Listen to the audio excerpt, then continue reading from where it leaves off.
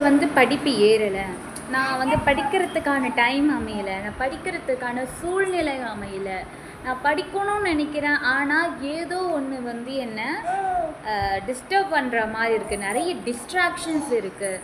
நான் தள்ளி தள்ளி போட்டுகிட்டே இருக்கேன். எனக்கு டைம் கிடைக்க மாட்டேங்குது, எனக்கு இப்படி அப்படி அப்படின்ட்டு ஏதாச்சும் படிக்கிறதுக்கு காரணங்களை சொல்கிறவர் நீங்களாக இருந்தீங்கன்னா அப்போ இந்த பதிவு உங்களுக்கு தாங்க. படிக்கிறது உங்கள் கையில் தாங்க இருக்குது. மற்றவங்களை குறை சொல்லிகிட்டே இருக்காதீங்க, மற்ற காரணங்களையும் நீங்கள் குற்றம் சாட்டிக்கிட்டே இருக்காதீங்க. நீங்கள் படிக்கிறது உங்கள் கையில் தான் இருக்குது.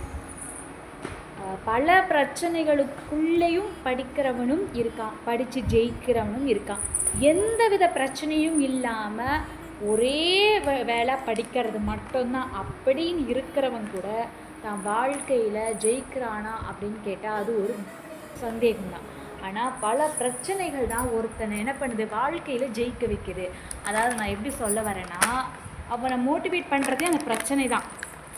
அதாவது அவங்களோட சொந்தக்காரங்க யாராவது ஒருத்தவங்க கேலி பண்ணியிருப்பாங்க, கிண்டல் பண்ணியிருப்பாங்க, இவங்க முன்னாடி எப்படியாவது நம்ம ஜெயிச்சுட்டு காட்டணும் அப்படின்னு சொல்லிட்டு எப்படி சொல்கிறது, போர்க்களத்தில் போய் போராடுவாங்க இல்லையா, சண்டை போடுவாங்க இல்லையா, அந்த மாதிரி ஒரு உத்வேகத்தோட ஆவேசத்தோடு நம்ம படித்தா மட்டும்தான் நம்மளால் ஜெயிக்க முடியும்.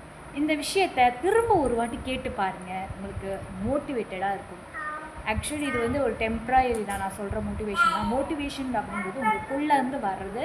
உங்கள் வாழ்க்கையில் ஏதாவது ஒரு நிகழ்வு உங்களை சங்கடப்படுத்தி இருக்கலாம். அந்த சங்கடப்படுத்திய அந்த நிகழ்வை ஒரு கணம் யோசித்தால் உங்களை மோட்டிவேட் பண்ணக்கூடிய வழி அது மட்டும்தான்.